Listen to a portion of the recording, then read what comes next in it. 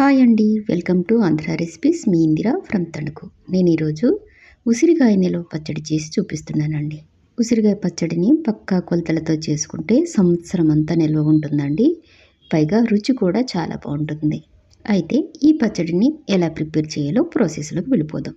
ఒకవేళ నా వీడియోస్ చూడటం ఇది మొదటిసారి అయితే తప్పకుండా నా ఛానల్ని సబ్స్క్రైబ్ చేసుకోండి. నేనైతే అరకిలో ఉసిరికాయలను తీసుకుంటున్నానండి.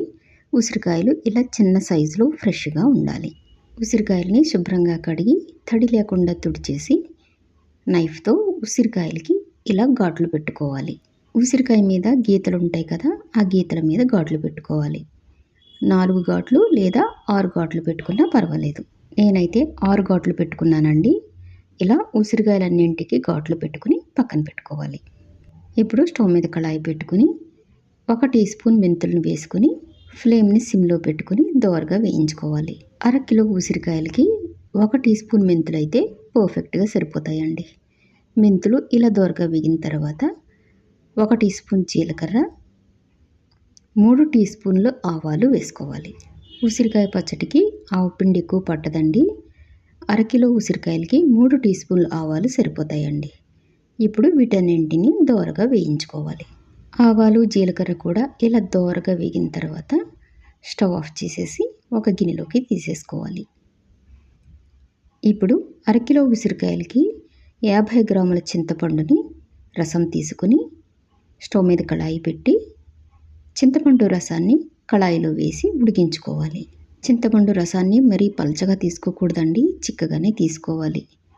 చింతపండు రసం దగ్గరగా అయ్యేంత వరకు ఉడికించుకోవాలి. చింతపండు రసం ఇలా దగ్గరగా అయిన తర్వాత స్టవ్ ఆఫ్ చేసేసి చింతపండు గుజ్జుని చల్లారనివ్వాలి. ఇప్పుడు స్టవ్ మీద కళాయి పెట్టి 1/2 కిలో నువ్వుల నూనె కానీ లేదా వేరుశనగ నూనెను కానీ వేసుకొని వేడి చేసుకోవాలి. ఆయిల్ హీట్ అయ్యాక ఉసిరికాయలను వేసుకొని దోరగా వేయించుకోవాలి. ఫ్లేమ్ని హైలో పెట్టకూడదండి, మీడియం ఫ్లేమ్లో ఉంచి వేయించుకోవాలి. ఉసిరికాయలని మరీ ఎక్కువగా వేయించకూడదండి. ఎక్కువగా వేయించితే ఉసిరికాయలో ఉన్న సి విటమిన్ పోతుందండి. ఉసిరికాయలు ఇలా కలర్ మారేంత వరకు వేయించితే సరిపోతుంది.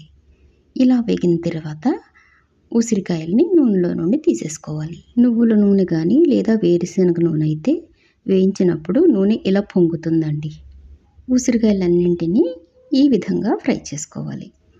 ఇప్పుడు వేయించుకున్న ఆవాలు, మెంతులు, జీలకర్రని ఇలా మెత్తగా గ్రైండ్ చేసుకుని పక్కన పెట్టుకోవాలి. ఇప్పుడు 50 గ్రాముల రాళ్ల ఉప్పును మిక్సింగ్ జార్లో వేసుకొని ఇలా మెత్తగా గ్రైండ్ చేసుకుని పక్కన పెట్టుకోవాలి. ఇప్పుడు ఒక పెద్ద గిన్నె తీసుకుని అరకిలో ఉసిరికాయలకి 50 గ్రాముల కారాన్ని తీసుకోవాలి. అలాగే గ్రైండ్ చేసుకున్న ఆవాలు, మెంతులు, జీలకర్ర పొడిని వేసుకోవాలి.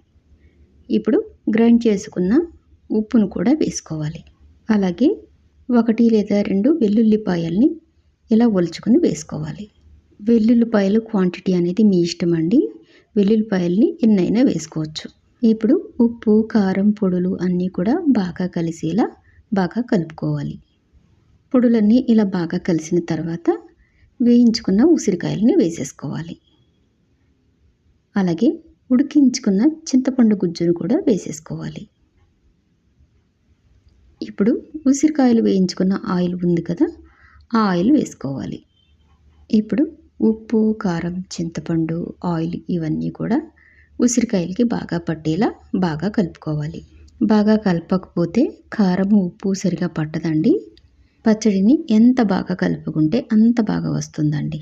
ఉసిరికాయ పచ్చడిలో మనం చింతపండును ఉడికించి వేసుకున్నాం కదా, చింతపండు ప్లేస్లో నిమ్మరసాన్ని కూడా వేసుకోవచ్చండి. పచ్చడిని ఇలా బాగా కలుపుకున్న తర్వాత ఒక గాజు బాటిల్లో కానీ లేదా ప్లాస్టిక్ బాటిల్లో కానీ తీసేసుకోవాలి. పచ్చడిని స్టీల్ గిన్నెల్లో కానీ లేదా అల్యూమినియం గిన్నెల్లో కానీ ఉంచకూడదండి. అలా ఉంచితే గిన్నెను ఉప్పు తినేస్తుందండి. నేనైతే ఒక గాజు బౌల్లో వేసానండి. ఇప్పుడు మూత పెట్టుకొని ఒక 3 రోజులు అలా పక్కన ఉంచాలి. అవసరమైతే కొద్దిగా ఆయిల్ని కూడా వేసుకోవాలండి. 3 రోజుల తర్వాత మూత తీసి చూస్తే ఆయిల్ ఇలా పైకి తేలి ఉంటుందండి. పచ్చడిలో ఆయిల్ ఎక్కువగానే ఉండాలండి. ఏమాత్రం ఆయిల్ తక్కువైనా పచ్చడి బూజొస్తుందండి. అందుకే పచ్చడి మునిగేలా ఆయిల్ వేసుకోవాలి. నేను పచ్చడి వేసిన గాజు బౌల్ చాలా ఇరుకుగా ఉందండి. ఇప్పుడు ఈ పచ్చడిని వెడల్పుగా ఉన్న ఒక గిన్నెలోకి మార్చుకొని పచ్చడిని కలుపుకోవాలి. పచ్చడిని ఎప్పుడు వెడల్పుగా ఉన్న గిన్నెలో కలుపుకోవాలండి. అప్పుడే పచ్చడి బాగా కలుస్తుంది. పచ్చడి కలుపుకునే గిన్నె ఇరుకుగా ఉందంటే ఉప్పు కారం సరిగా కలవదండి. ఇప్పుడు పచ్చడిని బాగా కలుపుకోవాలి. ఇలా బాగా కలుపుకున్న తర్వాత ఒకసారి పచ్చడిని టేస్ట్ చూడాలండి. ఒకవేళ ఉప్పు తగ్గితే కొద్దిగా ఉప్పుని కలుపుకోవాలి. ఒకవేళ పులుపు తగ్గినా కూడా కొద్దిగా నిమ్మరసాన్ని కూడా పిండుకోవచ్చండి. పచ్చడిని ఇలా బాగా కలుపుకున్న తర్వాత ఒక గాజు బాటిల్లో కానీ లేదా జాడీల్లో కానీ తీసేసుకోవాలి. నేను చెప్పిన ఈ కొలతలతో ఉసిరికాయ పచ్చడిని చేసుకుంటే ఉసిరికాయ పచ్చడి పాడవకుండా సంవత్సరం నిల్వ ఉంటుందండి. నేను చేసిన ఈ ఉసిరికాయ పచ్చడి ఎలా ఉందండి? మీకు నచ్చిందా? అయితే వెంటనే మీరు కూడా ఈ పచ్చడిని ట్రై చేయండి. అలాగే నేను చేసిన ఈ పచ్చడి మీకు నచ్చితే వెంటనే లైక్ చేయండి, షేర్ చేయండి, నా ఛానల్ని సబ్స్క్రైబ్ చేసుకోండి. మరొక డిఫరెంట్ రెసిపీతో మళ్ళీ కలుద్దాం. Thank you for watching.